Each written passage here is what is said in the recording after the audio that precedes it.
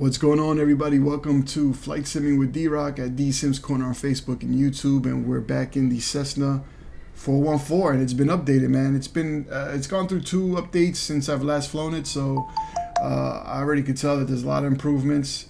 You know what I'm saying? Anybody that bought this plane, they know it's in beta form, and it gets improved. It probably gets 2 major updates a month, so the plane's just getting better and better as it goes. I think personally.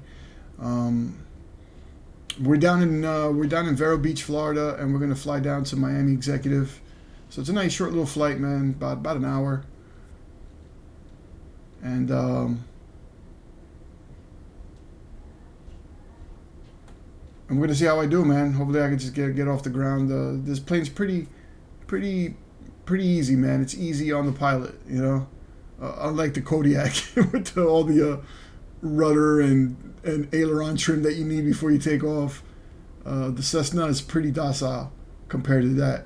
So the 414 is dope. I can't wait to try the Melviz 310R. I'm definitely gonna be copying that at some point. But I just wanted to give the 414 some love here, being that it's been updated. We're closing everything up here. Let's get this plane started. It's pretty. This plane's pretty easy to start. It doesn't take much.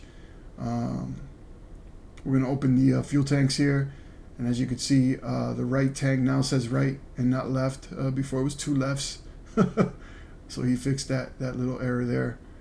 And as you can see the altimeter there is digital now. It's like a Honeywell. Before it was one of those analog number roll things. So I'm glad that's there. Listen, I love anything digital. I'm a digital guy. I'm a techie guy. I know a lot of times people jump into the sim to fly these old school planes and fly the old school way with VORs and the old school navigation systems like in the Boeing 247, which I haven't flown yet. I'm fixing on flying that soon. I just haven't jumped into it yet because it's pretty intimidating. So, but yeah, so but I'm a glass cockpit guy. I love the latest technology, the latest stuff. That's the reason why I fly the sim in the sim. So, everybody has their taste and flavors when it comes to flight simming. So, there's guys that don't love any tech. They just want to go off the gauges alone, and that's cool, man. I mean, that's a skill. That is a true skill to be able to fly that way. Fly the way of a pilot, 40, 50 years ago. So, all right, we're getting ready here. We're using the PMS GTN 750 here for the navigation suite.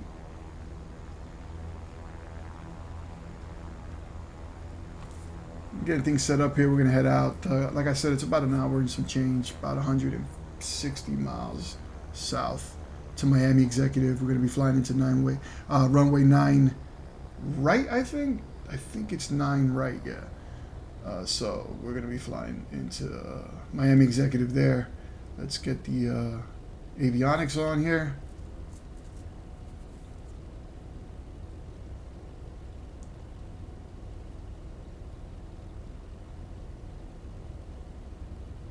And I'm using Spadnex for the controls.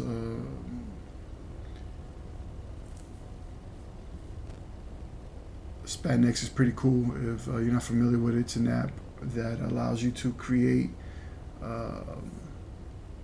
specific control profiles for each plane.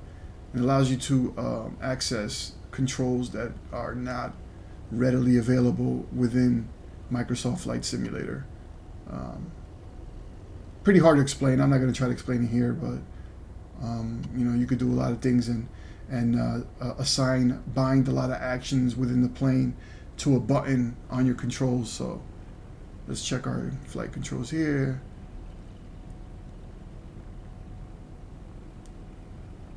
Everything seems to be good, and my crappy Logitech rudders. I can't wait to get rid of them. I had a Logitech Flight Quadrant, and I just tossed it out because it started to get the old. It got cursed with the jitters, which it's notoriously known for, and it got real bad.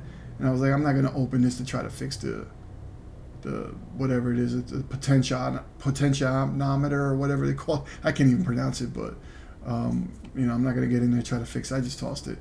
It was like $50, man. I know. I'm gonna throw money away, but it's really cheap, man. I'm not a fan of these Logitech controls. Although the steering wheel, I am a fan of the G29. I am a fan of that. But the flight controls, except, you know, I have the multi-panel that's been serving me well. So we're making our way to the runway, and we're going to be taking off here.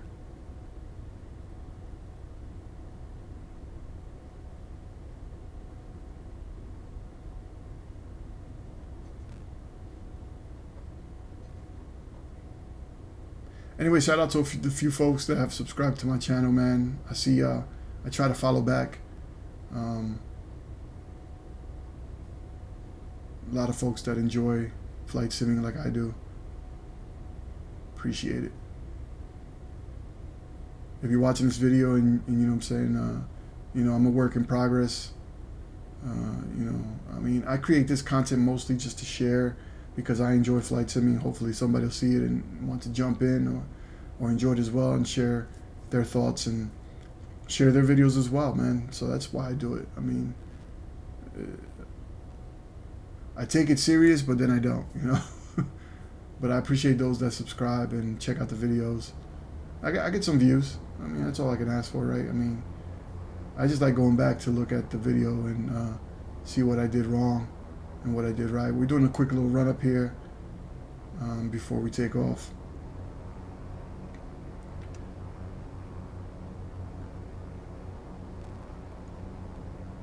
So you can see it's a beautiful Florida day, so it should be a nice flight. Next video I'm going to be posting is going to be in the Phoenix A320. We're going to do another flight, I think from Vegas to Phoenix, so I look forward to doing that there. Phoenix is an awesome plane if you haven't gotten it yet.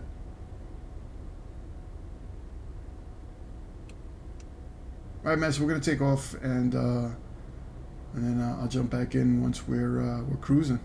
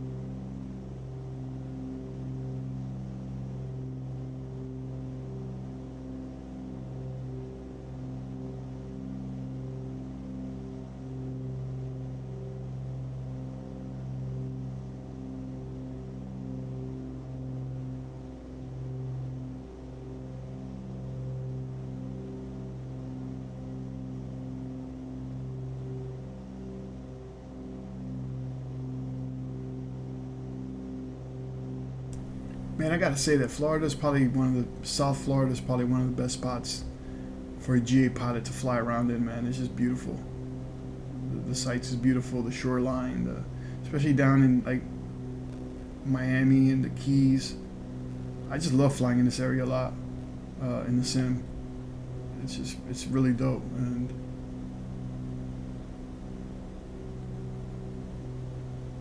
my angle of attack was real steep there, and then when I hit the autopilot, it's just like, nope. The autopilot's like, yo, bro, you way too steep, and it just dropped my nose down. One of the things I got to get look at that. One of the things I got to get better handle of when I'm taking off is controlling my angle of attack. I get way too, you know what I'm saying, where I should be at 10, 15 degrees, I'm at like 20. So I gotta better pay attention to that. There we go, man. We're on our way down to Miami Executive, and hopefully it should be a decent flight. We got some cloud coverage here. It shouldn't be too bad. We're gonna be heading up to 6,000 feet.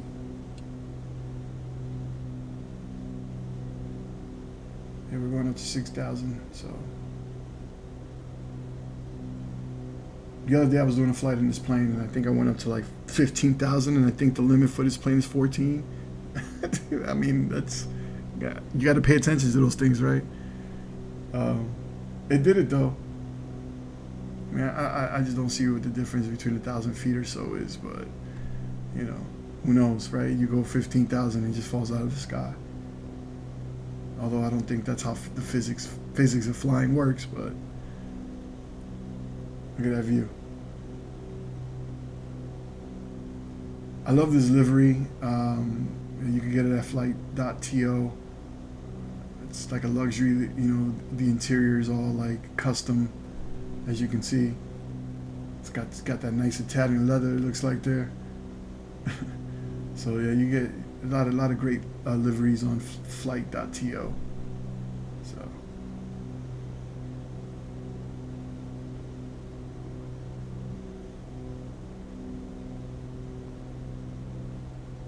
very cool.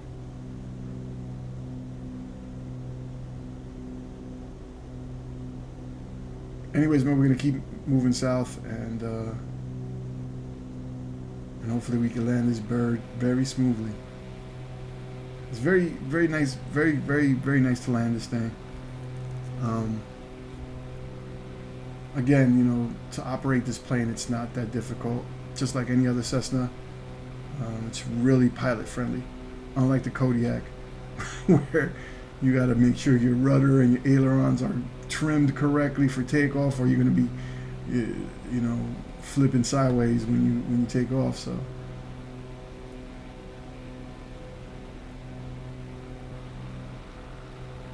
look at that view. I'm flying over another airport over here. Looks like a regional.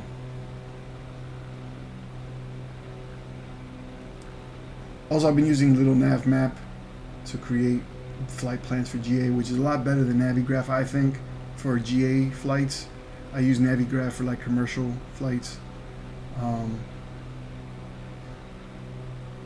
But Little Nav Map is awesome, an awesome little piece of software that's free. You know what I mean? So if you don't have Little Nav Map, get it, man. It's intimidating at first, but you get the hang of it really quick. Once you learn, you know, all the buttons and what everything does, you learn real quick how to use it. When I first saw it, I was like, oh my god, how do you use this? It's way too complicated. It really isn't. It's got to read the instructions and read, you know, there's a couple YouTube videos out there that helps out, and it'll all come together. All right, man, so we're going to continue flying. I'm going to be quiet here. And we're not going to get too much of the cruise. We're going to try to keep this video short, and we'll cut to the descent and approach.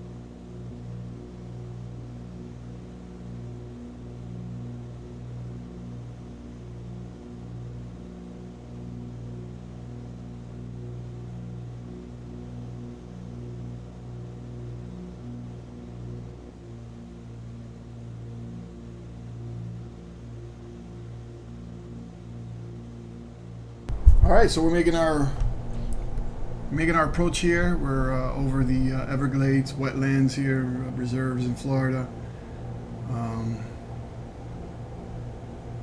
So we're gonna come down to a parallel to the runway and make that left, and make our way towards runway 9 right. We gotta slow this bird down, and then we get to the. I'm gonna manually fly this thing in, man. I'm gonna try to. The last few times, I've tried to use the approach nav, you know, the glide scope and all that good stuff, RNAV, and hasn't worked for me. Of course, I'm sure it's totally user error, but I'm gonna hand fly it in, see how I do. I gotta get better at that, man. With these GA planes, is just learning how to manually fly it in.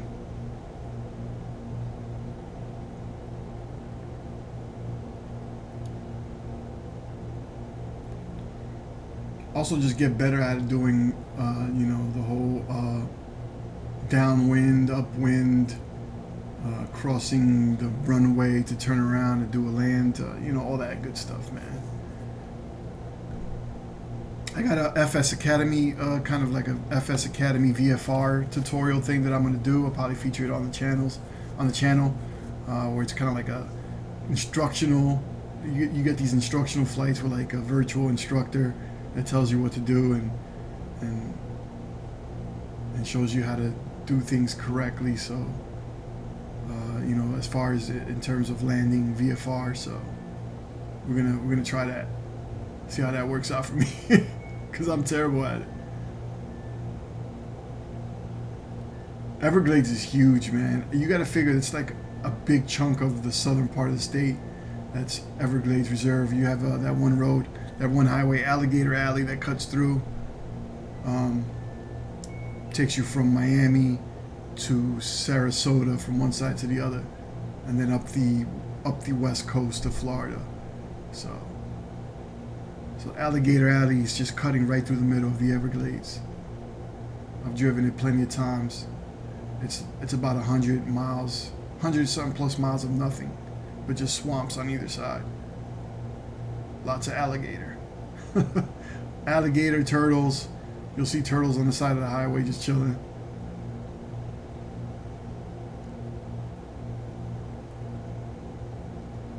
And then it just like the Everglades just cuts off, and then you're back to civilization. You have city. You know, I think right here when you see, I'm gonna get towards the edge of the Everglades, and then it's Miami. So it's pretty cool how that just works out.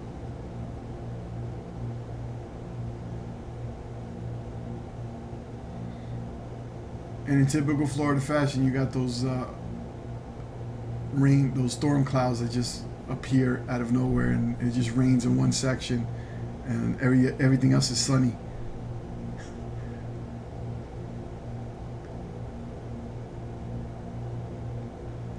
So there's a runway right in front of us.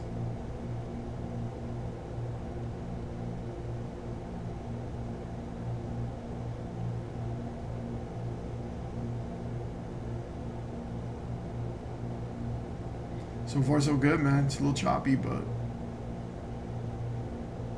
we'll see how we do.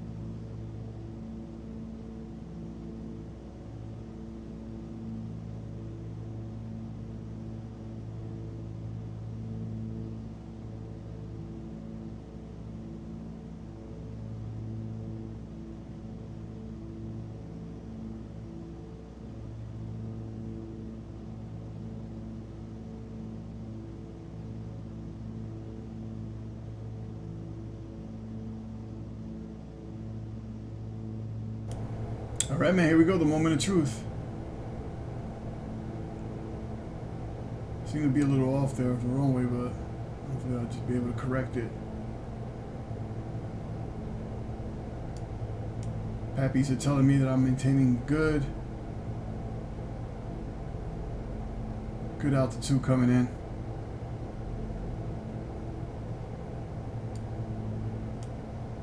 I feel good about this one, man. You can just, I noticed in the sim, I don't know if it's the thing for real pilots, but you just know that it's a good, you feel it's a good landing, bad landing coming in, right?